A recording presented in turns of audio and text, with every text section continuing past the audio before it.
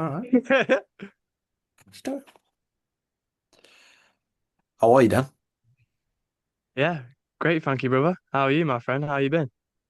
I'm good, mate. That was I think you're probably listening to this podcast thinking that we've just chopped the intro off. I'm good, man. I'm good. It's good to be back for another week of podcasting. We are here at 8:44 on Tuesday morning, so we're here just before upload actually.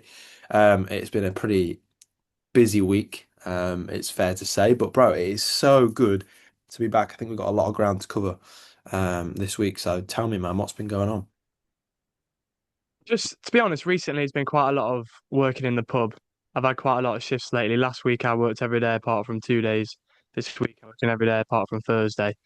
But I'm going on holiday next Monday, so I'm excited for that. So it's one of those things where it's like I enjoy working at the Vic, like I really do enjoy it. So it's not like a problem for me because I really enjoy the environment. It's always been a place I enjoy. Um, so I don't mind it. But I wanted to ask you actually, Yeah. because you've been working quite a lot too, especially the hours you work at social, but I know you secretly love it. Oh, there's no secret. Um, I love that. when you're working a lot, do you ever fear you're missing out on other things because you're working? Um, I mean, maybe, bro. Like, I think maybe, but the things that I don't, you know, I definitely don't want to miss.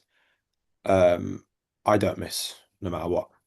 So, I had a long Friday, because I worked my landscaping and then I went to the bar after, um, and then woke up for airsoft like 4 hours, 3.5, 4 hours later. Went there. I think we had a good run. I think we had a pretty good run. That was Dan good came as fun. well. Yeah, yeah, Dan came as well. So it's not just mine and Deck's hobby no more. It's we're expanding it to about everyone else as well.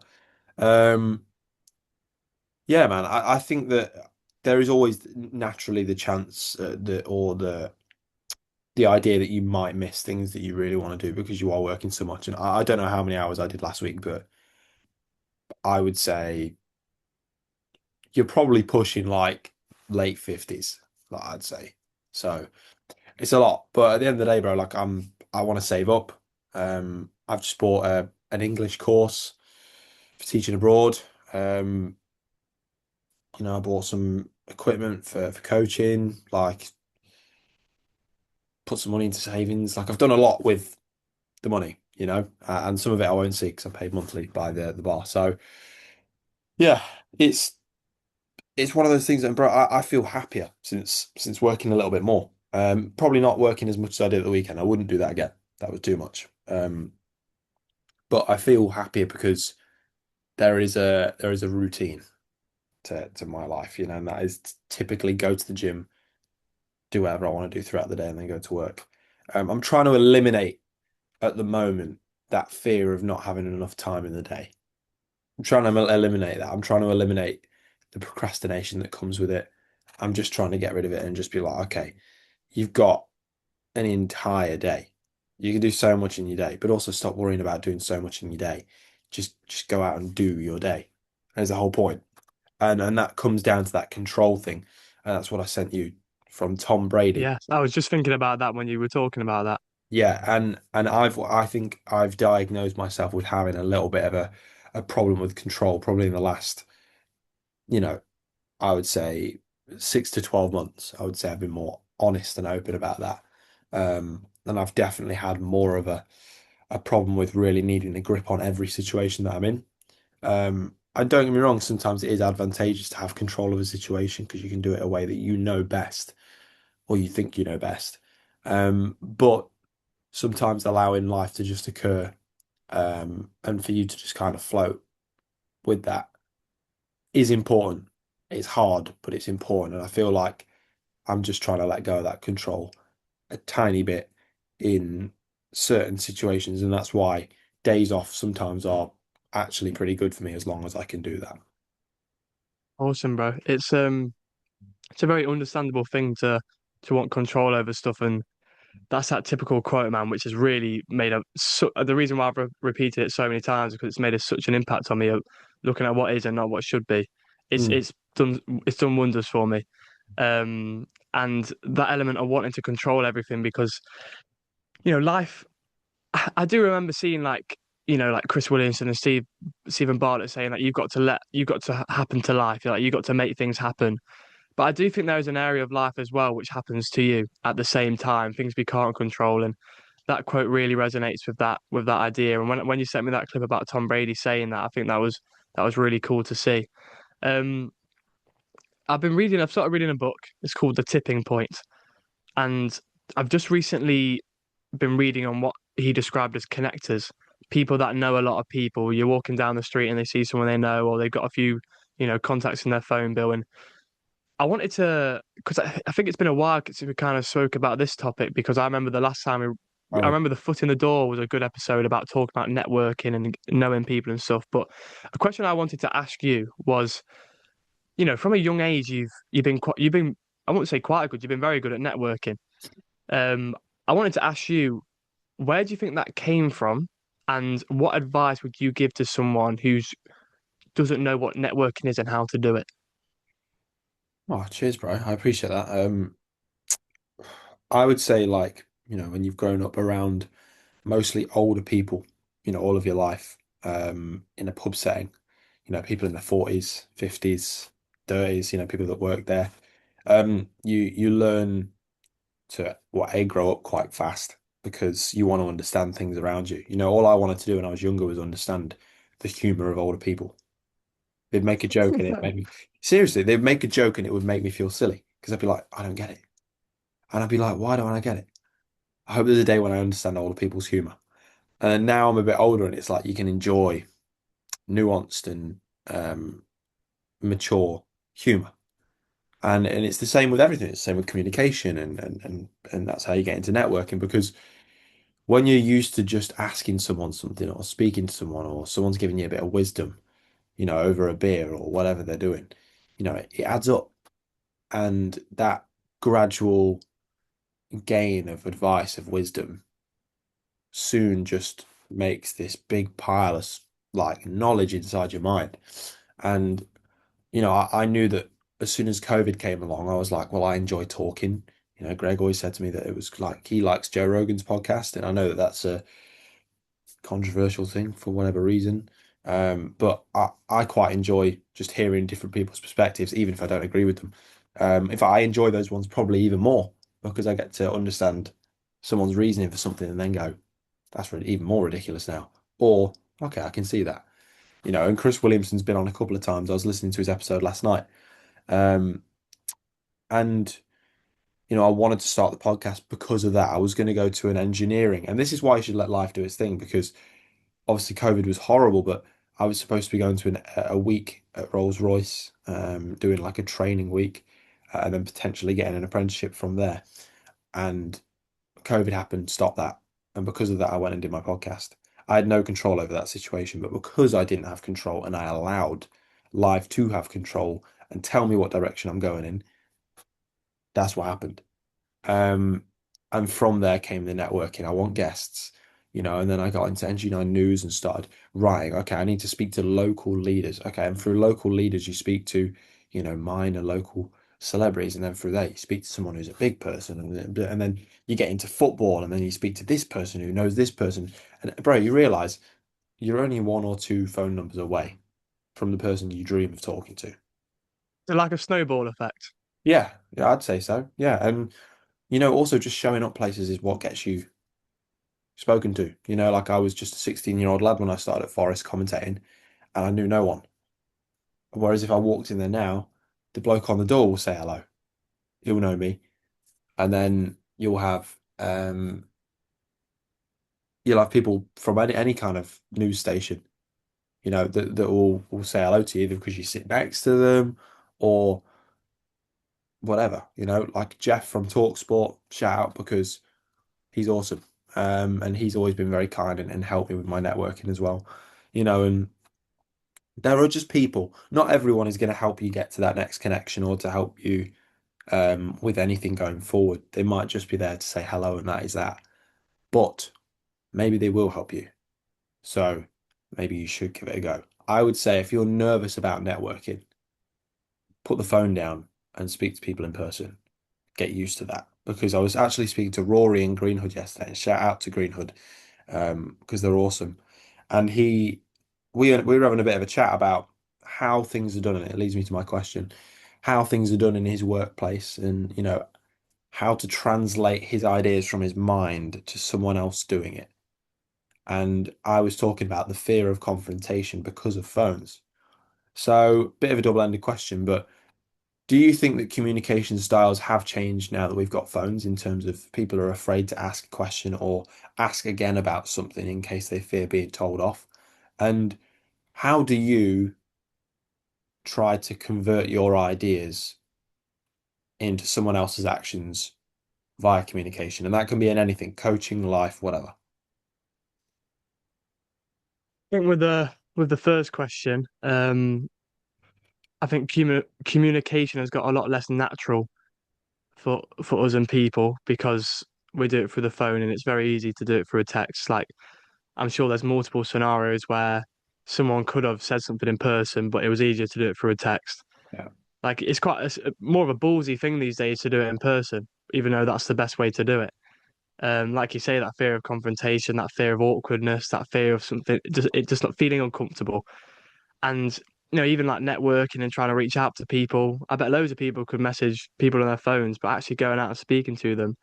And that's where funny enough, these days you got an advantage by just speaking to someone in person. Um, it's funny how that's a brave thing when back, many years ago that was the natural thing. People used to always speak in person, and I think as much as we can, we should challenge ourselves to do that because that is the natural way of life. Um, so I think it's changed because it's got more. It's less comfortable now to say that thing in person as opposed to through the phone. And then in terms of getting your actions conveyed onto other people, I'm assuming Rory is on about like maybe is he on about like getting it through to his staff or his Yeah, customers through to potentially? Is his it, staff. Yeah. yeah, his staff and the message he wants. I think it's always a tough one because let's say in a coaching setting or a teaching setting or yeah, like a big work environment, you've got ideas and you want to try and get the others to get involved. I think for me, if you're telling them your idea, there'll be a little bit of resistance potentially because you want them to buy into what your idea is.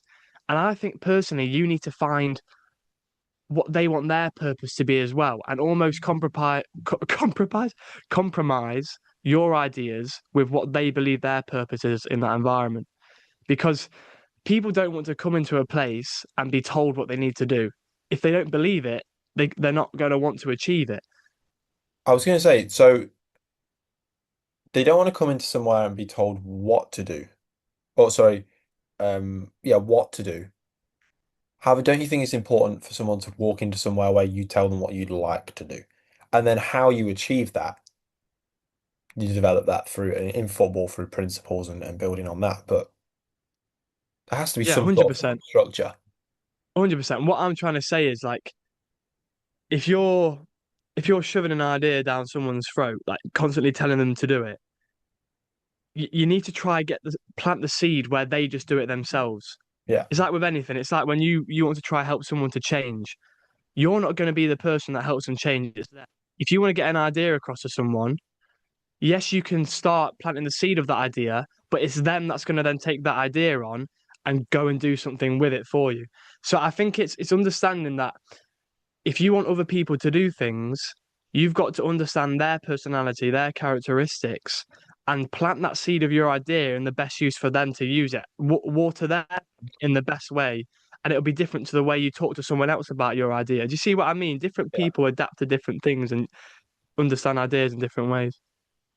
Yeah, I always just find it interesting because like obviously we all have ideas and one of the most frustrating parts about life is when you can't convey an idea to someone else and get them to understand it the same way as you do.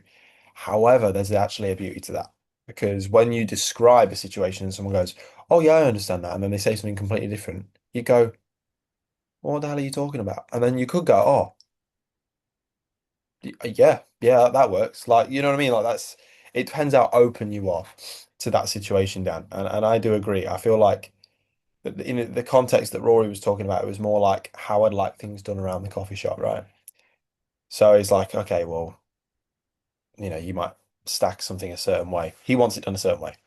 And Okay, that would be more like you're telling them, to be honest, with something like that. it would, yes, but like at the same time, there's still, a thing of like what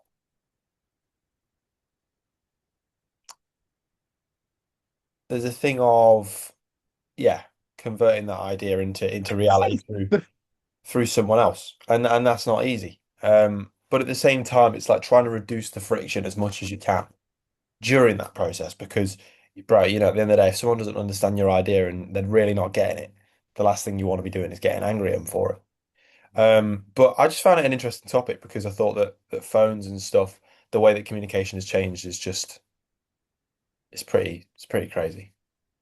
Last Monday, I did the Burnley with the Hive on our last day. We were supposed to do this call with this guy called Mark Bolin, who works for this like personality survey called the Culture Index. Yeah, I've got my version of it here. If you're watching, you can see that. And basically, it's got different traits, yeah, and the red one's autonomy, the yellow one's social, the blue one's patience, the green one's conformity, and then there's logic, and then it's ingenuity or something like that. And he got all of ours up, and they were all different. And he could describe how we are in different scenarios based on this culture index, and I thought that was really interesting. And like they use it on like staff when they're recruiting to see who would fit best in their environment. And I just thought it was really cool because it's like, say like mine, I was very high on the social aspect. So he was saying like, in a working environment, you're more the kind of person who'd come in and give everyone cookies to hope they have a good day.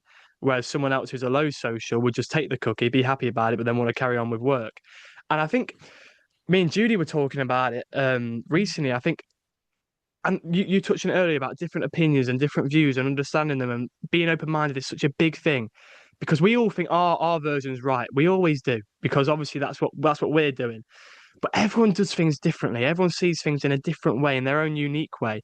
And I think that, like you're saying, that there's a beauty in all of this because we can all have different opinions, but still be working towards the same goal in a way. Do you see where I'm coming from? And I think yeah, it's understanding that because too many times we conflict because we think we're right. When what if we're both right? It's just in different ways. Do you know what I mean?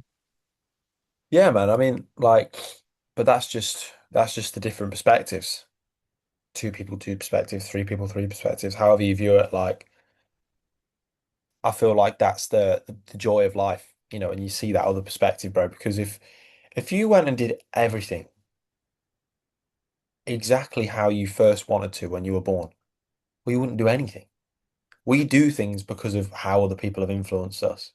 You will brush your teeth in a certain way because you've seen your mum and your dad do it.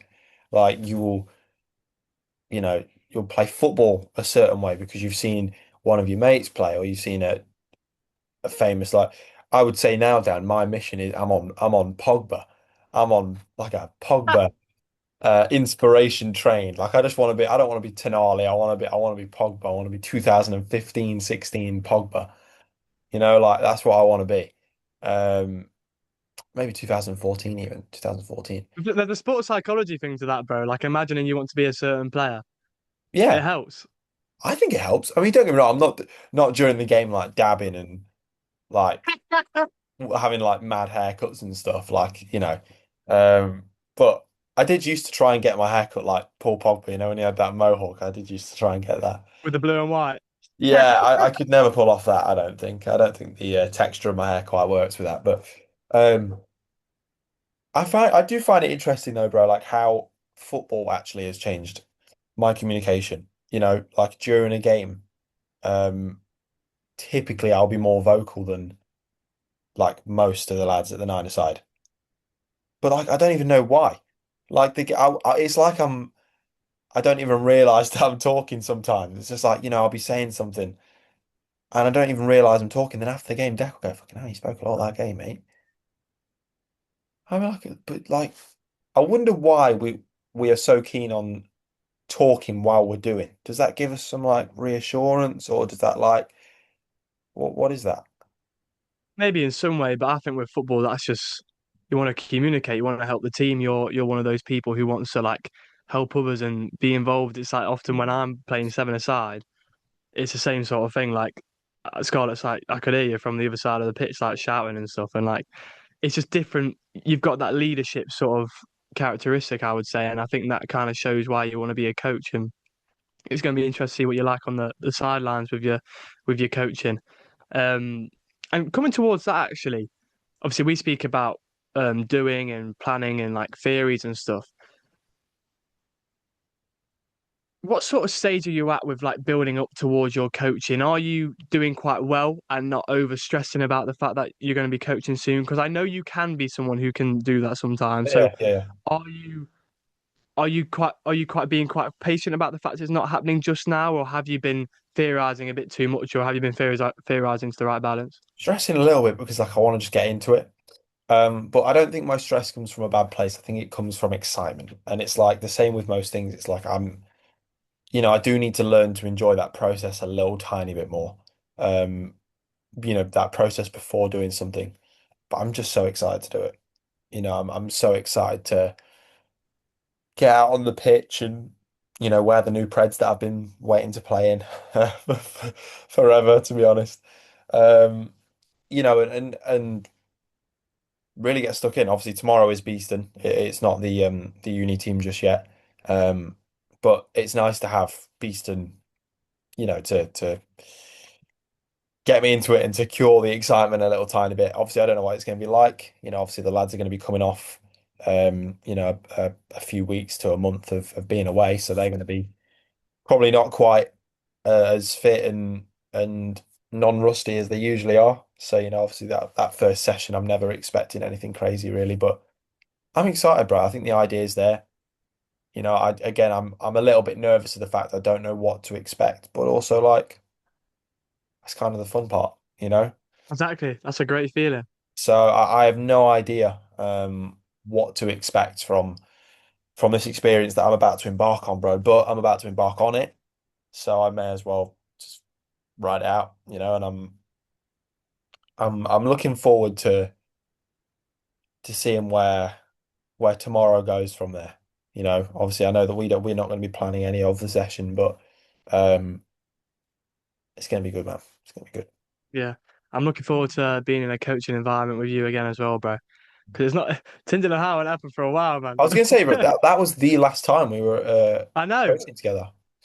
Isn't that the only time? That is the only time. Yeah. So That's I'm looking crazy. forward to being in that setting with you again, man, and just like talking about coaching. Um, and in regards to things happening in the future, um, I've got a holiday coming up next Monday. Shocking, You've brother. got, My birthday. Shocking. I know, gutted. We both miss each other's 21st bloody birthday parties. You've got your uni coaching. I've got going back to uni. We have things in the future to be excited about. Yeah. Um, and I think it's good to have those things, but it's also good to make sure we're not in those future moments already and we're existing in what's going on. And I think it's good to use what's happening in the future to excite us. But something I've been doing lately is using that to then excite me, to then be motivated for what I'm doing now because I know that's coming up later, rather than being in that future area and not being present in the one I'm in now. And I think that's so important. To do that. Otherwise, we can constantly be excited about things that are going to happen, always going to happen, what's next going to happen, as opposed to what's happening right now. And I always try to, and we always try to focus on that for Yeah. sure. Yeah, bro. You do just have to take every day and just enjoy it, man. That is just the baseline of it. And obviously the good part about coaching at this age, Rose, I think we're learning at quite a rapid rate about adulthood. And these young lads we're coaching will be coming into a similar sort of period, the 15s, kind of 16, when you have to start thinking about adulthood. You have to start thinking about what school you're going to go to next, and then what uni and what you want to study, and like all these different things. And I think it's nice as coaches and as people we can take that stress even a little bit off the shoulders of the people that we're coaching. And it's why I'm excited to coach at the uni, bro, because football is an escape. We all know that, I'm not a uni goer, But we all know that uni has its stresses, and we all know that uni is not straight sailing. So I think it's good for people in the uni to have an outlet, and football is a really, really great one. So I'm excited to, if anything, take the pressure off people from the stress of uni, and get them into football, and hopefully from that we win something. But how exciting, bro! How exciting that challenge of, like not just watching a football match and it being 10,000 miles away from you, and not really understanding quite every situation on the pitch because you're not there, but actually it's right in front of you, and it's your team. That is something I've wanted to say for forever, bro. So yeah, ever since Mate, it's FIFA going to be 13 awesome. manager's career, mate, this is all I've wanted, and I've finally got it, man. So I'm absolutely buzzing. Um, but Dan, looking forward to next week. We haven't got too long on the recording left now, but looking to next week, what's the sort of go with holidays, bro? Where you going? Tell us about how you're feeling for that. Yeah, going to a place called Hevier in Spain. I've never heard of it. Everyone I say has never heard of it. I think one person has actually. I can't remember who it was though.